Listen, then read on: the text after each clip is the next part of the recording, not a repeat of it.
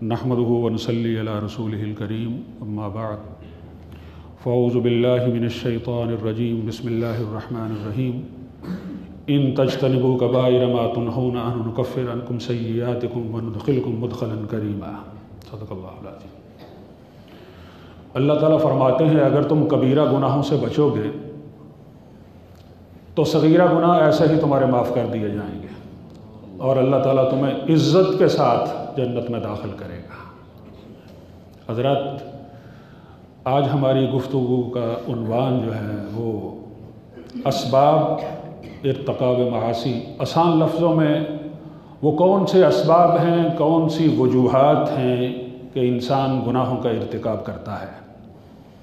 सबसे पहली बात मुआशी मजबूरियाँ। मैं एक सर्वे रिपोर्ट पढ़ी थी पहले, वो मैं आपके सामने रखता हूँ। पढ़े लिखे लोगों का सर्वे किया गया था। सर्वे ये था कि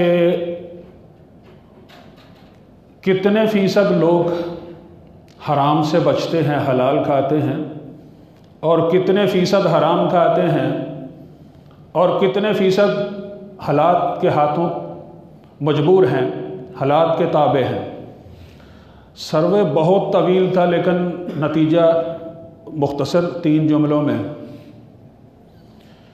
कि जो हलाल खाने वाले हैं वो 5% हैं।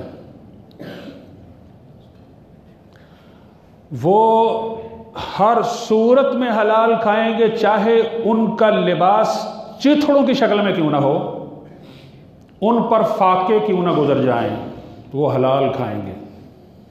और 10% ऐसे हैं कि जो हराम खाएंगे, चाहे उनकी तनख्वाह लाख के बजाय 2 लाख कर दी जाए, वो बैरून मुल्क चले जाएं, कनाडा, अमेरिका, सऊदी अरब, बारी तनख्वाहें, वहाँ भी वो हराम की राहें निकालेंगे। हराम उनकी गुट्टी में रच बस चुका है। वो रिश्वत जोड़ तोड़ के सारे तरीके उनके पास हैं। और 85% वो हैं जो हालात के हाथों मजबूर हैं। अगर हमारे इक्तसादी हालात कुछ बेहतर हो जाएं या मुनासिब तालीम व तरबियत हो तो वो बच सकते हैं। यानी मुआशी मजबूरियां उनको हराम खाने पर उकसाती हैं, मजबूर करती हैं। ये जो मैंने लफ्ज़ बोला है मुआशी मजबूरी, ये दरअसल मजबूरियां हमने खुद बनाई हुई हैं कि ख़ास किस्म की तर्ज ज़िंदगी, लाइफस्टाइल, स्टेटस, स्टैंडर्ड कि जिस तरह आज हमारे रस्म व रवाज हैं कि हम मजबूर हैं। शादी ब्याह के मौका पर आप देखते हैं, बल्कि आज मरना भी मुश्किल हो गया है। मैं घर के बाहर ही खड़ा था, एक बारात जा रही, तो हमसायों में से, यानी मैंने अपने कानों से सुना, वो बड़े सादे तरीके से जा रहे थे, कोई डोल डमक्का नहीं, बैंड बाजा नहीं। तो कहने वाले ने कहा कि ये बारात जा रही है या जनाजा जा रहा है। ये हालात हैं और मरना भी मुश्किल है। यानी अगर कोई कुल 7वां 10वां 40वां ना किया जाए तो नाक नहीं रहती, बेइज्जती।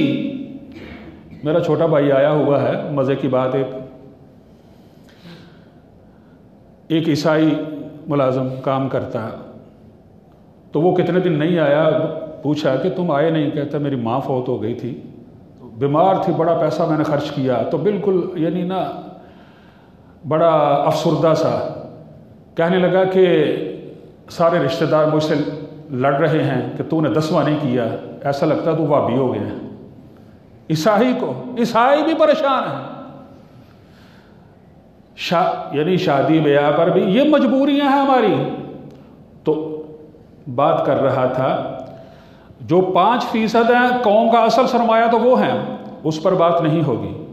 और जो 10% हराम खा रहे हैं उनको भी निगलेक्ट करेंगे, नज़रअंदाज करेंगे, उन पर भी बात नहीं होगी। उनके लिए अल्लाह ताला ने सज़ा मुकर्रर की है, हुदूद मुकर्रर है। ये जो 85% तबका है, इस पर मेहनत करनी है। मुनासिब तालीम व तरबियत हो, اقتصادی ماحول کچھ بہتر ہو جائے تو یہ 85% بھی 5% میں شامل ہو سکتے ہیں۔ تو اس پر غور کرنا ہے۔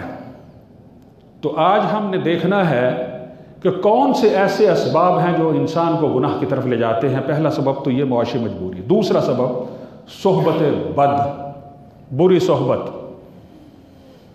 یہ جان لیں کہ کوئی بھی شخصیت ہے، وہ اہم شخصیت ہو یا غیر اہم شخصیت ہو، اس پر کچھ کیفیات ہوتی ہیں اور وہ کیفیات متعدی ہوتی ہیں، جو پاس بیٹھنے والا ہے اس پر منعکس ہوتی ہیں، اثر انداز ہوتی ہیں، کوئی کسی کو نظر آئے یا نہ آئے۔ اور کیفیتیں دو ہی ہوتی ہیں، یا تو اللہ تعالیٰ کی طرف سے رحمت کا نزول ہو رہا ہوتا ہے اگر نیک انسان ہے تو، یا پھر اللہ تعالیٰ کی طرف سے لعنت برس رہی ہوتی ہے برا انسان ہے تو، تیسری کوئی چیز نہیں ہے۔ اور جو رحمت ہوتی ہے یہ اللہ تعالیٰ کی محبت، عنایت، فضل کا مظہر ہے، اور جو لعنت برس رہی ہوتی ہے یہ اللہ تعالیٰ کا غضب ہے، ناراضگی کا مظہر ہے، عذاب کا مظہر ہے۔ یہ رحمت انسان کو نیکی کی طرف لے جاتی ہے، نیکی کی طرف کھینچتی ہے، اور لعنت جو ہے گناہ کی طرف کھینچتی ہے۔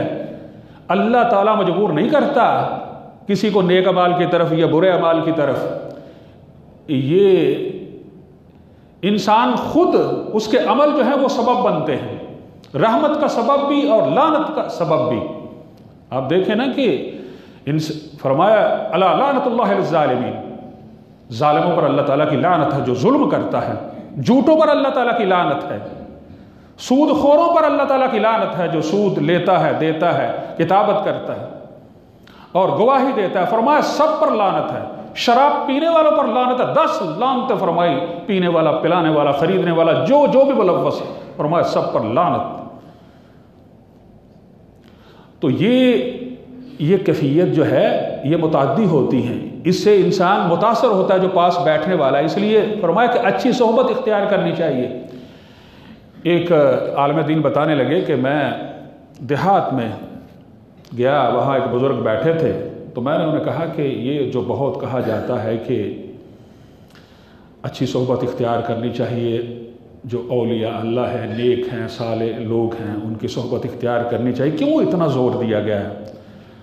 سخت گرمی تھی، پنکھا ان کو کوئی جل رہا تھا، ہینڈ فین، تو انہوں نے کہا کہ تمہیں ہوا آ رہی ہے؟ ہوا تو آ رہی ہے۔ کہنے لگے کہ یہ دراصل میرے لیے ہلا رہا ہے، فائدہ تمہیں بھی ہو رہا ہے، تم پاس بیٹھے ہو۔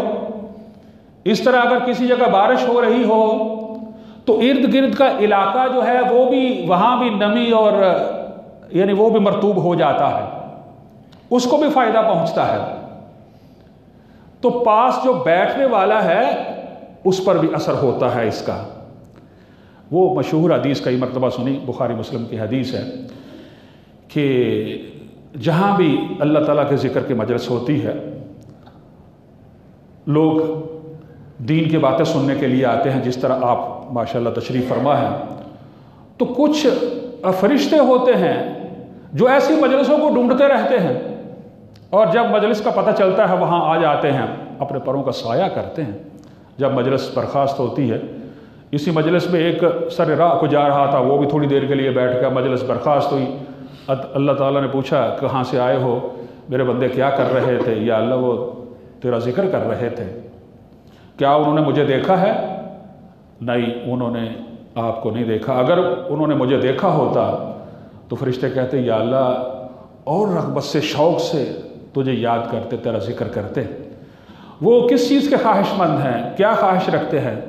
فرمایا وہ جنت کی خواہش رکھتے ہیں۔ کیا انہوں نے جنت دیکھی ہے؟ نہیں، انہوں نے جنت نہیں دیکھی۔ اگر انہوں نے جنت دیکھی ہوتی تو یا اللہ اور تجھے یاد کرتے، وہ اور شوق سے یاد کرتے۔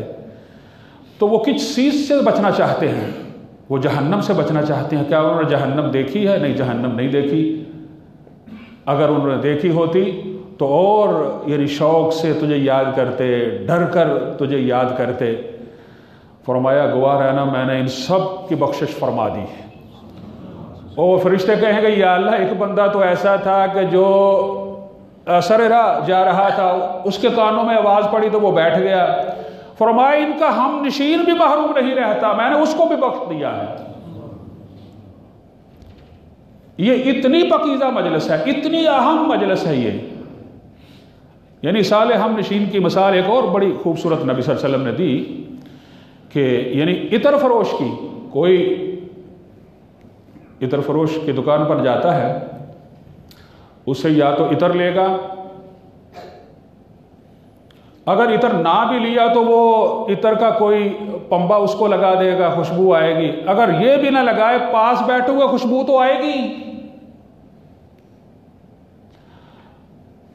اور برے ہم نشین کی مثال فرمایا جو بٹی دونکنے والا ہے، اگر اس کے پاس جائے گا تو ہو سکتا ہے چنگارا اڑ کر اس کا کپڑے جلا دے، یا نہ بھی جلائے تو بدبو آئے گی۔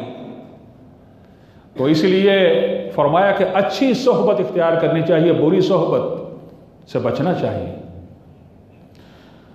تیسرا سبب جو انسان کو برے اعمال کی طرف لگاتا ہے وہ کسب حرام ہے۔ فرمایا یا ایھا الرسل کلوا من الطیبات واعملوا صالحا، اے اللہ کے نبیوں پاکیزہ کھاؤ اور نیک عمل کرو۔ بظاہر ایسا نظر آتا ہے کہ یہ دو حکم ہیں کہ پاکیزہ کھاؤ اور نیک عمل کرو، یہ دو حکم نہیں ہے، دوسرا حکم پہلے حکم کا نتیجہ ہے، دوسرا حکم پہلے حکم کا نتیجہ ہے۔ اگر ہم حلال کھائیں گے تو نیک اعمال صادر ہوں گے، اگر ہم حرام کھائیں گے تو پھر نیک اعمال صادر نہیں ہوں گے۔ یہ گناہوں کی طرف ہی انسان جائے گا۔ یہ جس طرح مثال دے کر سمجھاتا ہوں، انسان کے یعنی خون کے گروپ ہوتے ہیں، بلڈ گروپ ہوتے ہیں،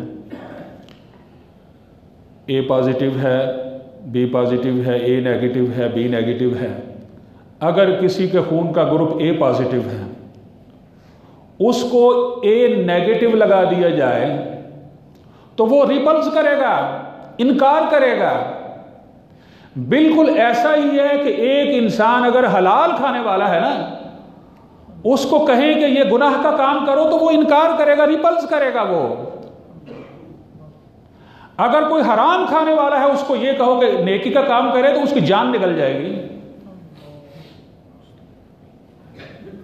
علماء فرماتے ہیں یہ دیکھو اس کا کتنا اثر ہوتا ہے، کہتے ہیں کبھی ایسا ہوتا ہے کہ ہم کسی کے ہاں گئے، کسی غریب مسکین کے گھر، پتلی دال سوکھی روٹی کھائی اور کہتے ہیں کہ کیسا کھانا تھا کہ ہم رات 3 بجے تہجد کے لیے اٹھ کھڑے ہوئے، نیند ہی نہیں آئی اور تہجد پڑھنے کا بھی مزہ آ گیا۔ اور کبھی ایسا ہوتا ہے بڑی گرینڈ قسم کی دعوتیں کھاتے ہیں اور تہجد کے لیے اٹھنا تو بڑی دور کی بات، فجر کی نماز کے لیے نہیں اٹھ سکے۔ یہ کھانے کے اثرات ہیں بھائی۔ اللہ تعالی ہمیں صحابہ کرام کے نقش قدم پر چلائے۔ ابو بکر صدیق رضی اللہ تعالی عنہ، ان کا ایک غلام تھا، اس وقت غلام ہی مال و دولت ہوتے تھے، وہ محنت مزدوری کر کے لاتا تھا۔ ایک دفعہ کچھ چیز کھانے کے لیے لایا، آپ نے وہ چیز کھا لی اور کھانے کے بعد کہنے لگا پتہ ہے یہ کیا ہے، کہاں سے آئی ہے؟ انہوں نے کہا بتاؤ۔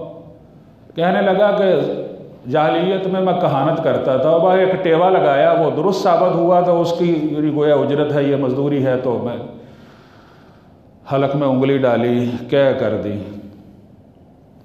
فرمایا میری جان بھی چلی جاتی تب بھی میں اس کو نکالتا۔ حضرت عمر فاروق رضی اللہ تعالیٰ عنہ دودھ کا گلاس پیا، اس میں یعنی بو محسوس ہوئی، سمیل۔ ہمیں تو ان چیزوں کا پتہ ہی نہیں چلتا۔ پوچھنے لگے کہاں سے لائے ہو؟ کہنے لگا جی وہ صدقے کے اونٹ کھڑے ہیں نا ادھر، وہ لایا ہوں، انگلی ڈالی، کیا کر دیا۔ امام غزالی رحمہ اللہ نے بڑے واقعات اس طرح کے لکھے ہیں۔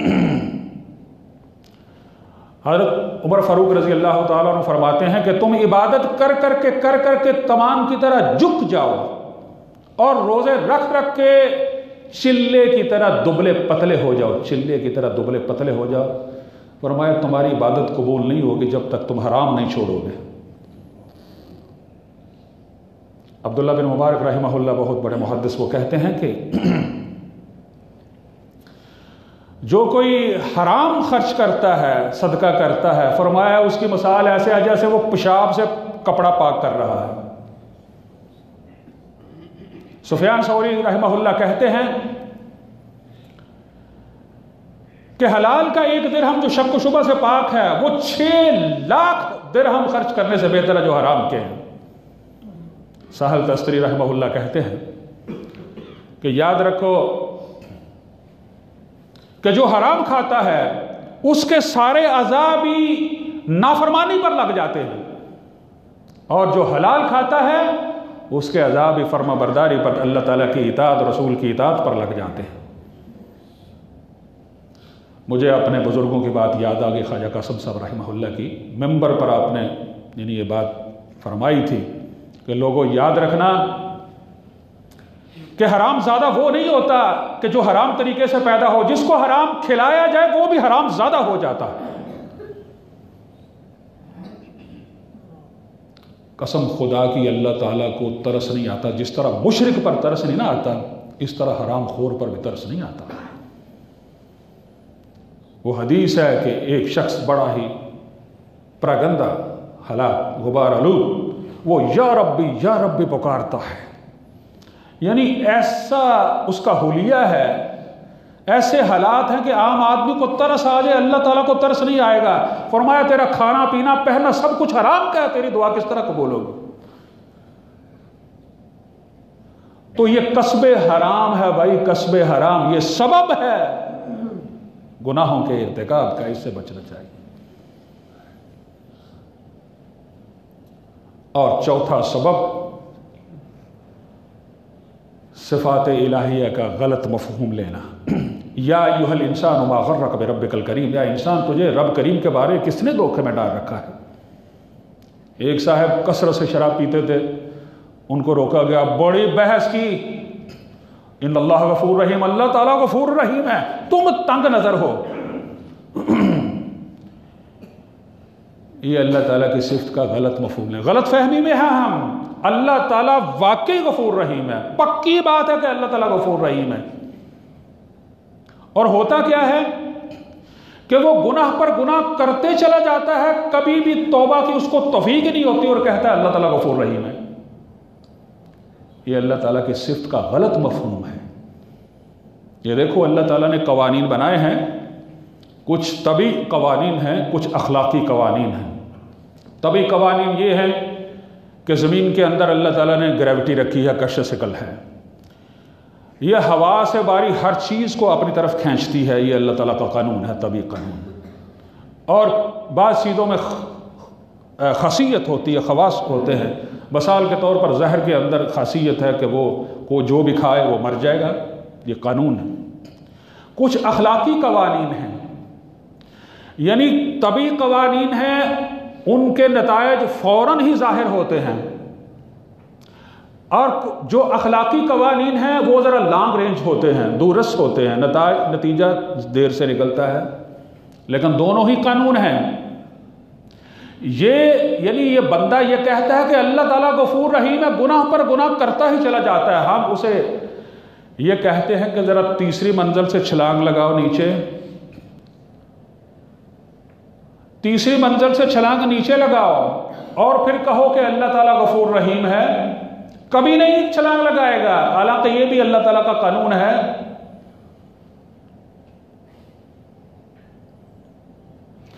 اور اس کی غفوریت، رحیمیت زبان پر لفظ ہی نہیں آئے گا. اور اللہ تعالیٰ نے قرآن مجید میں فرمایا ہے وَمَن يُشْرِكْ بِاللَّهِ فَكَأَنَّمَا خَرَّ مِنَ السَّمَاءِ فَتَخْطَفُهُ الطَّيْرُ وَتَهْوِي بِهِ الرِّيحُ فِي مَكَانٍ صَحِيحٍ. کہ جو اللہ تعالیٰ کے ساتھ کسی کو شریک ٹھہراتا ہے گویا وہ آسمان سے گر پڑا ہے. پرندے اس کو اچک کے لے گئے، ہوائیں دور دراز مقام پر پھینک دی، اس کے پرزے پرزے کر دیے۔ اس وقت وہ یہ کہتا ہے کہ اللہ تعالیٰ غفور رحیم ہے۔ آسمان سے گر پڑا، کہتا ہے اللہ تعالیٰ غفور رحیم ہے۔ ہم اسے کہتے ہیں ذرا تیسری منزل سے چھلانگ لگاؤ، یہاں نہ غفوریت ہے نہ رحیمیت ہے۔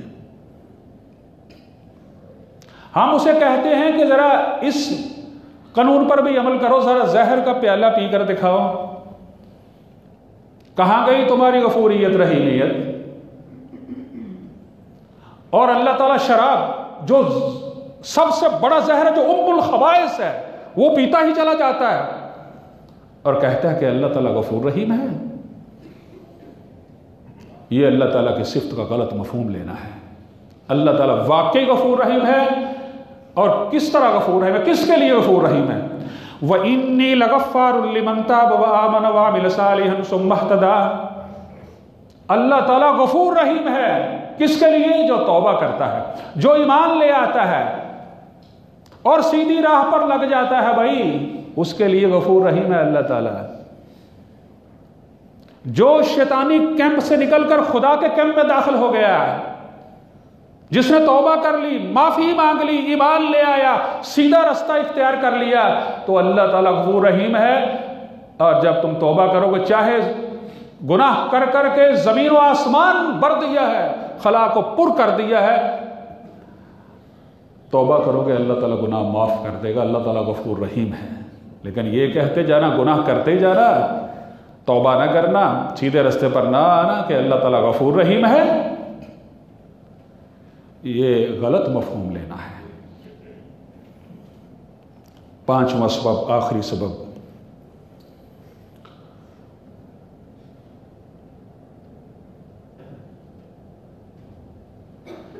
فرمایا بھائی خود فراموشی، کہ انسان اپنا مقام، اپنی منزل، اپنا مقصد، اپنا مرتبہ بھول جائے کہ میں کون ہوں، میں کیا ہوں، کس لیے آیا ہوں۔ اللہ تعالیٰ نے انسان کو اشرف المخلوق بنایا ہے۔ لقد خلقنا الانسان فی احسن تقویم، انسان کو سب سے بہتر صورت میں پیدا کیا ہے۔ وَلَقَدْ كَرَّمْنَا بَنِي آدَمَ وَحَمَلْنَاهُمْ فِي الْبَرِّ وَالْبَحْرِ وَرَزَقْنَاهُمْ مِنَ الطَّيِّبَاتِ وَفَضَّلْنَاهُمْ عَلَى كَثِيرٍ مِّمَّنْ خَلَقْنَا تَفْضِيلًا، کہ ہم نے بنی آدم کو بزرگی دی اور ہم اس کو خوش کی طرح اٹھائے پھرتے ہیں، پاکیزہ رزق دیا ہے، اور بہت سی مخلوق پر ہم نے ان کو فضیلت عطا فرمائی۔ ایک مقام پر فرمایا انی جاعل فی الارض خلیفہ، ہم نے اس کو اپنا خلیفہ بنایا، نائب بنایا، گورنر بنایا، وائسرائے بنایا۔ فرمایا وسخر لکم ما فی السماوات وما فی الارض جميعا منہ، آسمان و زمین میں ہر چیز اس کی خدمت کر رہی ہے، اس کی خدمت میں لگا دیا۔ اتنا بلند مقام انسان کا ہے، یعنی آپ اندازہ فرمائیں نا کہ یہ سورج ہے، یہ چاند ہے، یہ ہوا ہے، یہ پانی ہے، یہ جانور کیا، یہ نباتات کیا، ہر چیز انسان کی خدمت کے لیے ہے، اور انسان کسی کی خدمت کے لیے نہیں ہے۔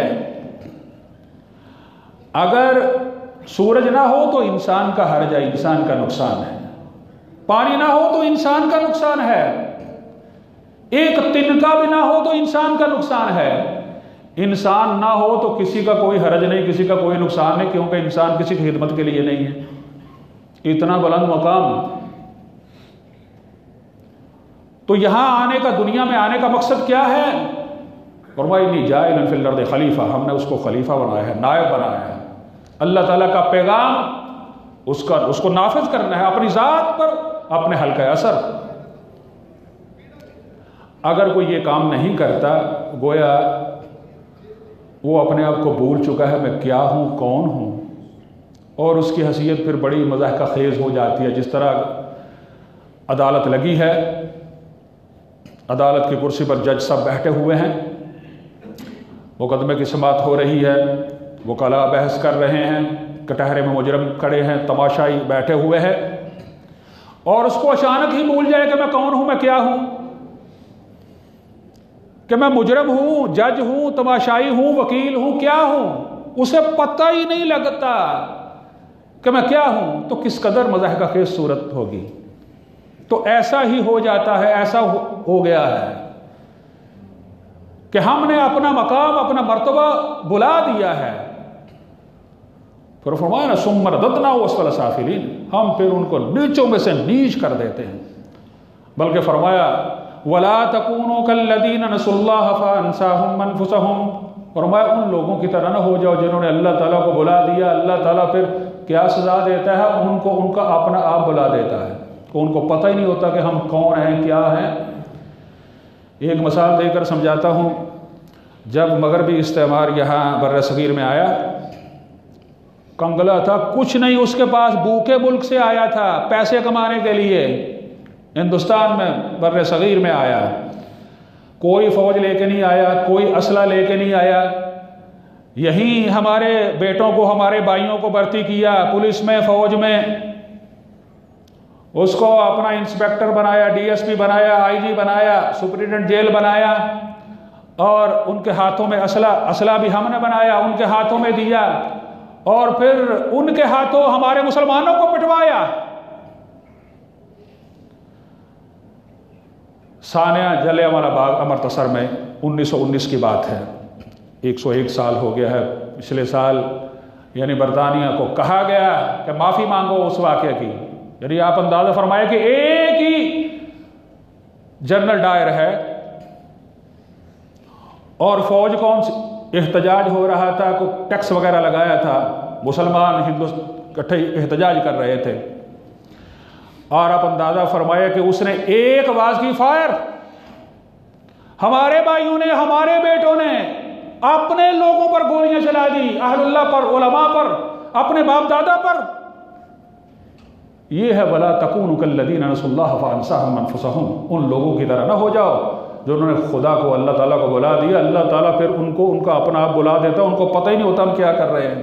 اگر یہ پتہ ہوتا کہ ہم کون ہیں تو سیدھا جنرل ڈائر کے سینے پر گولی داغی جاتی کہ تم ہمیں حکم دے رہے ہو کہ ہم اپنے بھائیوں کو مارے۔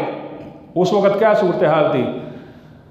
جب رسم تاج پوشی ہوتی نا ملکہ کی، تو یہ ہمارے مسلمان یہ وڈیرے جاگیردار خوش ہوتے کہ ملکہ برطانیہ سے 135ویں کرسی میری تھی، فخریہ طور پر بتاتے تھے یہ۔ اور آج بھی قسم خدا کی یہی ہو رہا ہے، ہم نے اپنے ہاتھوں اصلی مسلمانوں، مجاہدوں کو پکڑ کر امریکہ کے حوالے کر دیا۔ ڈاکٹر آسیہ کو کہ اس نے تقریر کی تھی امریکہ کے خلاف، اس کے حوالے کر دیا۔ لال مسجد پر بم مار مار کے، فورس بم مار مار کے ہڈیاں بھی گلا دی طالب علموں کی۔ میں وہاں گیا اور قبرستان جا کر دعا بھی کی، مجھے بتا رہے تھے ایک پولیس کا ساتھی تھا کہ یہاں ان کی ہڈیاں دفن ہیں، کیونکہ مجھے اس لال مسجد سے تعلق بھی تھا، میں بھی جب اسلام آباد ہوتا تو اسی مسجد میں پڑھتا رہا۔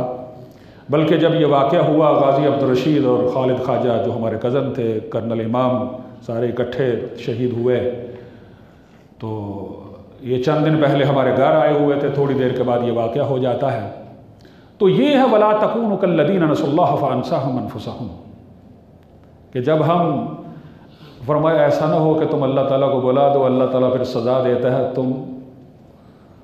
تم کو، یعنی ان کا اپنا آپ پھر بلا دیتا ہے کہ ان کو پتہ ہی نہیں ہوتا کہ ہم کیا کر رہے ہیں، کیا نہیں کر رہے۔ جو کچھ کشمیر میں ہو رہا ہے، ساری دنیا رو رہی ہے، قید میں ڈالا ہوا ہے، بچوں پر ظلم ہو رہا ہے، عورتوں کی عصمت دری ہو رہی ہے، اور وہی کام ہمارے ملک میں ہو رہا ہے۔ قسم خدا کی ایسی درندگی، چھوٹی بچیوں کو نہیں چھوڑتے، اپنے آپ کو ہم نے بلا دیا، اپنے آپ کو بلا دیا ہے۔ اور اس کا علاج کیا ہے؟ 2-3 منٹ میں بات ختم کرتا ہوں۔ ایک تو یہی جو اسباب بتائے ہیں، ان کا ازالہ جو ہے یہ ممکن ہے، ان کا ازالہ ممکن ہے۔ علاج یہ ہے اللہ تعالیٰ کا ذکر ہے۔ قسم خدا کی، نبی صلی اللہ علیہ وسلم نے ہمیں ایسی تعلیم دی ہے کہ ہر کام کے لیے الگ الگ دعا بتا دی ہے. جو ہی انسان صبح اٹھتا ہے الگ دعا ہے، بیت الخلاء جاتا ہے الگ دعا ہے، باہر نکلتا ہے الگ دعا ہے، گھر سے نکلتا ہے الگ دعا ہے، مسجد میں داخل ہوتا ہے الگ دعا ہے، باہر نکلتا ہے الگ، بازار میں جاتا ہے الگ، کپڑے پہنتا ہے الگ، آئینے کے سامنے کھڑا ہوتا ہے الگ. اور جب انسان اتنی دعائیں کرے گا قسم خدا کی شیطان دوڑ لگا دے گا، شیطان قریب ہی نہیں آئے گا، کوئی اس کو کیا ہو گیا ہے. جب ہم اللہ تعالیٰ کا ذکر کریں گے، فرمایا نا ایک حدیث میں کہ جب انسان اللہ تعالیٰ کا ذکر کرتا ہے، اللہ تعالیٰ کو یاد کرتا ہے، کہ وہ دبکے رہتا ہے شیطان، جو ہی غافل ہوتا ہے تو سامنے کھڑا ہو جاتا ہے، ورغلاتا ہے، پھسلاتا ہے، گناہوں کی طرف لگاتا ہے. اللہ تعالیٰ کا ذکر کرنا چاہیے. ذکر کی کئی صورتیں ہیں. درود شریف پڑھنا چاہیے. نبی صلی اللہ علیہ وسلم نے فرمایا کہ جو مجھ پر 1 مرتبہ صلاۃ بھیجتا ہے، نبی اللہ تعالیٰ 10 مرتبہ صلاۃ بھیجتے ہیں. وہ صلاۃ بھیجنے کا مطلب کیا ہے میں بتا دوں. فرمایا هو الذی یصلی علیکم وملائکۃ لیخرجکم من الظلمات الی النور. فرمایا وہ صلاۃ بھیجتا ہے اور اس کے فرشتے بھی. نتیجہ کیا نکلتا ہے؟ لیخرجکم من الظلمات الی النور. فرمایا وہ طریقیوں سے، ظلمات سے، گناہوں سے نکال کر روشنی کی طرف، نیکیوں کی طرف لے آتا ہے اللہ تعالیٰ. اس کے تو فائدے بھی بڑے ہیں. وہ حدیث کئی مرتبہ سنی حضرت ابی بن کعب رضی اللہ تعالیٰ عنہ. نبی صلی اللہ علیہ وسلم کہنے لگے کہ میں بہت زیادہ درود پڑھتا ہوں، اور پھر پوچھنے لگے کس قدر درود پڑھوں. فرمایا ما شئت ان جئت فهو خیر لک. فرمایا جتنا تو چاہے پڑھا، اگر تم زیادہ پڑھو تمہارے لیے بہتر ہے. کہنے لگے کہ 1/3. پھر فرمایا جت قدر تم چاہو اگر زیادہ پڑھو تو اس کے لیے بہتر ہے. فرمایا کہنے لگا آدھا وقت میں درود کے لیے دوں. آپ نے پھر یہی فرمایا. پھر کہنے لگے 2/3 وقت میں درود میں. پھر فرمایا میں سارا وقت درود ہی پڑھتا رہوں گا. فرمایا اگر تم ایسا کرو گے تمہاری غم فکر اور گناہ بھی سارے معاف، غم فکر بھی ختم. یہ ایسی. اور پھر استغفار کے بارے میں تو علماء فرماتے ہیں کہ ہر مسائل کا حل ہے. تفسیر ابن کثیر میں حسن بصری رحمہ اللہ، ان کے پاس ایک شخص آتا ہے، اپنی قحط سالی کا شکوہ کرتا ہے، شکایت کرتا ہے. ایک آتا ہے تنگ دستی کا شکوہ کرتا ہے. اسے کہتے ہیں استغفار کرو. جو قحط سالی کے لیے آیا اس نے کہا استغفار کرو. ایک آیا ہے اولاد کے لیے، فرمایا استغفار کرو. ایک آتا ہے پیداوار، وہ کھیتی باڑی کرتا تھا، اس کے لیے فرمایا استغفار کرو. جو اہل مجلس تھے انہوں نے کہا کہ سوال مختلف ہے، آپ نے سب کو استغفار کے لیے کہا ہے. فرمایا میں نہیں کہا رہا، اللہ تعالیٰ قرآن مجید میں کہہ رہا ہے فَقُلْتُ اسْتَغْفِرُوا رَبَّكُمْ إِنَّهُ كَانَ غَفَّارًا يُرْسِلِ السَّمَاءَ عَلَيْكُمْ مِدْرَارًا وَيُمْدِدْكُمْ بِأَمْوَالٍ وَبَنِينَ وَيَجْعَلْ لَكُمْ جَنَّاتٍ وَيَجْعَلْ لَكُمْ أَنْهَارًا. فرمایا استغفار کرو، تمہارا رب بڑا ہی بخشنے والا ہے. پھر کیا ہوگا؟ موسلا دار بارش ہو جائے گی، اور تمہارا یعنی اللہ تعالیٰ مدد فرمائے گا، مال کے ساتھ، بیٹوں کے ساتھ باغات لگا دے گا، نہریں جاری کر دے گا اللہ تعالیٰ. اور بری صحبت سے بچنا چاہیے، حرام کمائی سے بچنا چاہیے، اور صفات الہیہ کا غلط مفہوم نہیں لینا چاہیے. میری دعا ہے کہ اللہ تعالیٰ ہمیں یہ جو سنا ہے اس پر عمل کرنے کی توفیق عطا فرمائے. وآخر دعوانا الحمدللہ رب العالمین.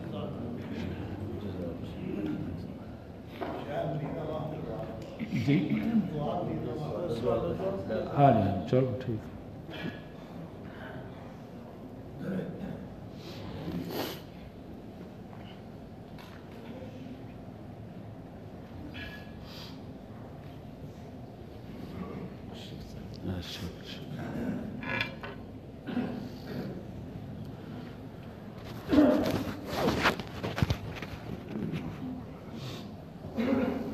السلام علیکم ورحمۃ اللہ وبرکاتہ.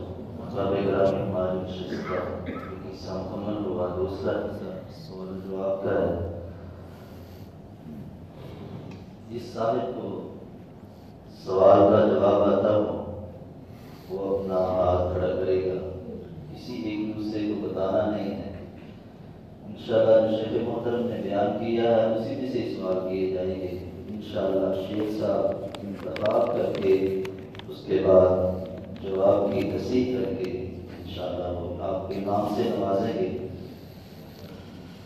سب سے پہلا سوال آج کا یہ ہے کہ اچھی اور بری صحبت کی حدیث سے نبی صلی اللہ علیہ وسلم نے کیا مثال دی ہے؟ حدیث سے بتائیں۔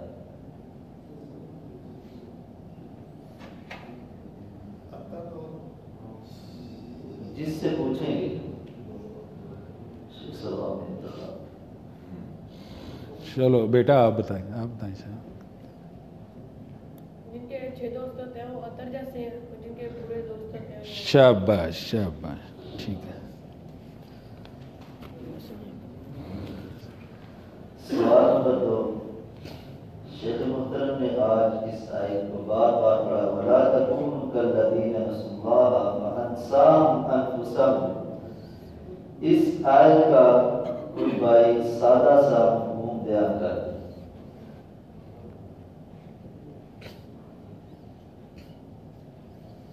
ٹھیک ہے جی، آپ بتائیں۔ ان لوگوں کی طرح نہ ہو جاؤ جنہوں نے اللہ کو بلا دیا، اور اللہ نے ان کو بلا دیا، ان کا اپنا اپنا۔ ٹھیک ہے، شاباش، ٹھیک، ماشاء اللہ۔ سوال نمبر 3، سروے کے مطابق کتنے فیصد لوگ حلال کھاتے ہیں، کتنے فیصد لوگ حرام کھاتے ہیں، اور کتنے مجبوری کی حالت میں زندگی بسر کرتے ہیں؟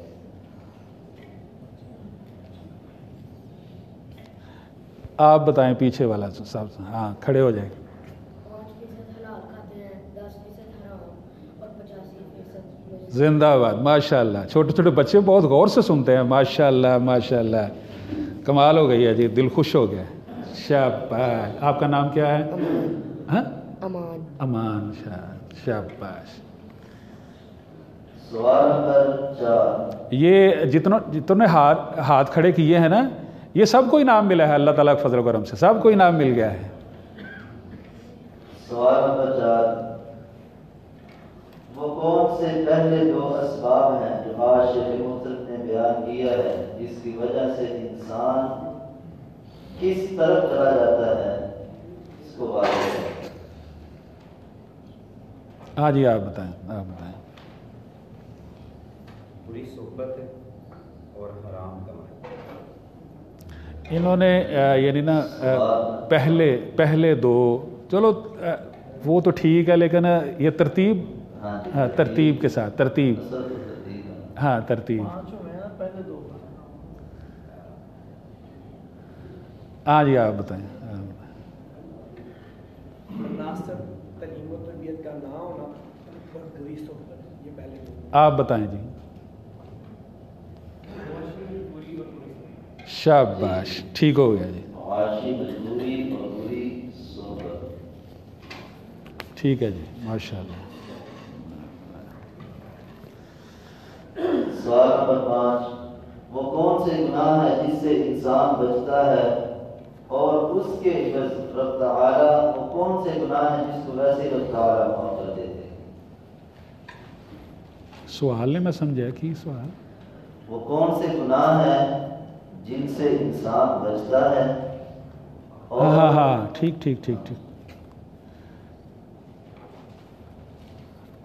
آپ بیٹا، آپ۔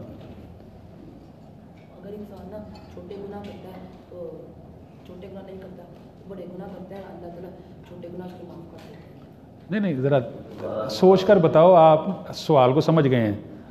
وہ کون سے گناہ ہیں جن کو جس سے انسان بچتا ہے اور پھر اس کے عوض، اس کے بدلے رب تعالیٰ، وہ کون سے گناہ ہیں جس کو ویسے رب تعالیٰ معاف کر دیتے ہیں؟ بڑے گناہ سے بچتا ہے اور چھوٹے گناہ۔ ہاں، ٹھیک ہو گیا، آپ سے، میرا گناہ سے بچتا ہے۔ شاباش، ٹھیک ہو گیا۔ سوال نمبر 6،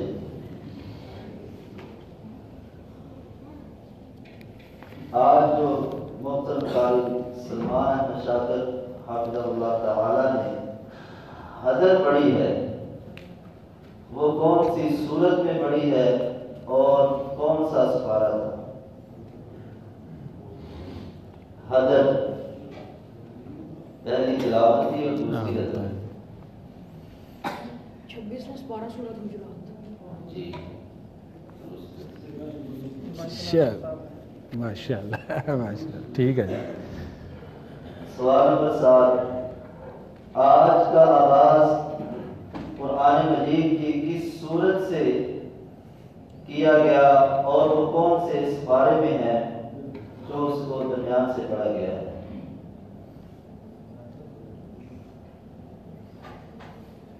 ٹھیک ہے بتائیں آپ. جی 22واں پارہ سورۃ الاحزاب. ٹھیک ماں کہاں ہے؟ نہیں شروع میں کہ اچھا ٹھیک ہے ٹھیک ہے. اچھا اچھا اچھا آ جائیں شاباش ٹھیک ہے. سوال نمبر 8. حرام کی کمائی سے کیا گیا صدقہ اس کے بارے میں آج کیا مثال دی گئی؟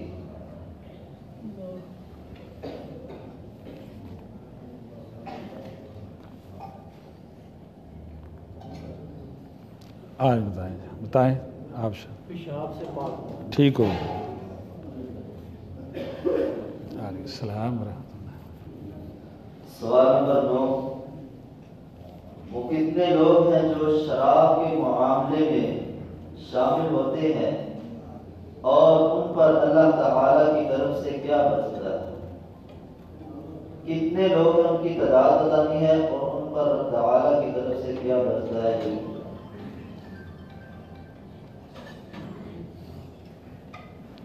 یہ چھوٹا بچہ ہے. آپ بتائیں آپ شاباش بتائیں. 10 قسم کے لوگ ہیں. ہاں 10 قسم کے لوگ ہیں اور ان پر کیا اللہ تعالیٰ. شاباش ماشاء اللہ. بڑا میرا دل خوش ہو رہا ہے کہ چھوٹے چھوٹے بچے بہت توجہ سے سن رہے ہیں. بڑا اچھا طریقہ ہے ماشاء اللہ آپ کا. کیا نام ہے آپ کا؟ ماشاء اللہ ماشاء اللہ. یہ لو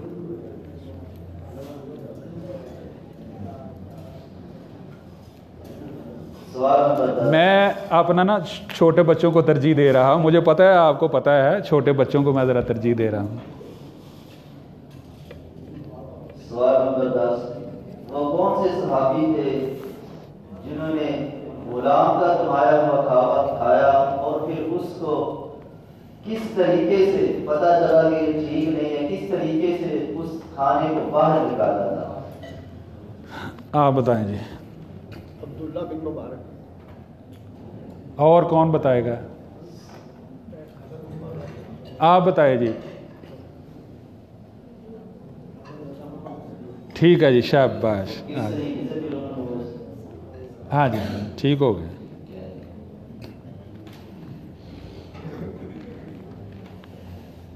ماشاء اللہ ماشاء اللہ. سوال نمبر 11. انسان کو اللہ سبحانہ و تعالی نے کس مخلوقات کا لطف عطا فرمایا ہے؟ قرآن مجید سے اس کی دلیل بھی بیان کریں.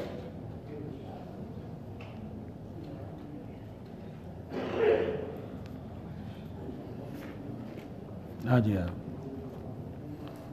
انسان کو اللہ تعالیٰ نے احسن تکمیل بنا کے دیتا ہے. مخلوقات سے احسن بنا کے دیتا ہے. ٹھیک ہو ٹھیک ہو ٹھیک ہو. ماشاء اللہ ماشاء اللہ. سوال نمبر 12. آج جن 5 اسباب شیخ محترم نے بیان کیے ہیں ان 5 اسباب سے بچنے کے لیے انسان کون سے عمل کرے جو آخر میں بیان کیے ہیں اور وہ کتنے ہیں؟ آپ بتائیں. ٹھیک ہے. آپ 3 بتائے گئے. ٹھیک. اس میں ذکر ہے, اللہ کا ذکر کیا جائے اور اچھی صحبت کو اپنایا جائے اور درود پاک کا ذکر کیا جائے. ٹھیک ہو گیا. آ جائیں آ جائیں.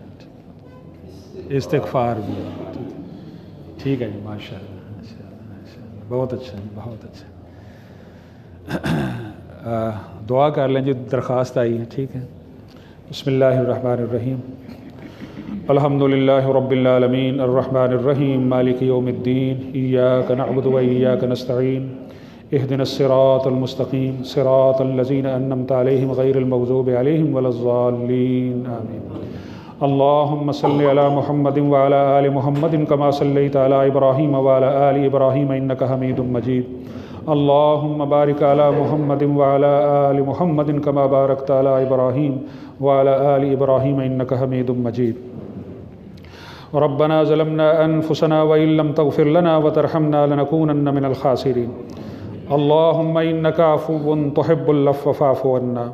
ربنا فاغفر لنا ذنوبنا وكفر عنا سيئاتنا وتوفنا مع الأبرار۔ اللهم احسن عاقبتنا في الأمور كلها وأجرنا من خزي الدنيا وعذاب الآخرة۔ اللهم انصر الإسلام والمسلمين، اللهم اعز الإسلام والمسلمين، اللهم دمر أعداء الدين، اللهم اشف مرضانا ومرضى المسلمين، اللهم اشف مرضانا ومرضى المسلمين، اللهم اشف مرضانا ومرضى المسلمين، اذهب البأس رب الناس واشف انت الشافي لا شفاء الا شفاؤك شفاء لا يغادر سقما۔ اللهم انا نسألك العفو والعافية والمعافاة في الدنيا والآخرة، اللهم انا نسألك العفو والعافية والمعافاة في الدنيا والآخرة، اللهم انا نعوذ بك من جهد البلاء ودرك الشقاء وسوء القضاء وشماتة الأعداء، رب ارحمهما كما ربياني صغيرا، ربنا هب لنا من أزواجنا وذرياتنا قرة أعين واجعلنا للمتقين إماما، اللهم انا نعوذ بك من الهم والحزن ونعوذ بك من العجز والكسل ونعوذ بك من البخل والجبن ونعوذ بك من غلبة الدين وقهر الرجال، اللهم اكفنا بحلالك عن حرامك وأغننا بفضلك عمن سواك، ربنا آتنا في الدنيا حسنة وفي الآخرة حسنة وقنا عذاب النار، ربنا تقبل منا إنك أنت السميع العليم، وصلى الله على النبي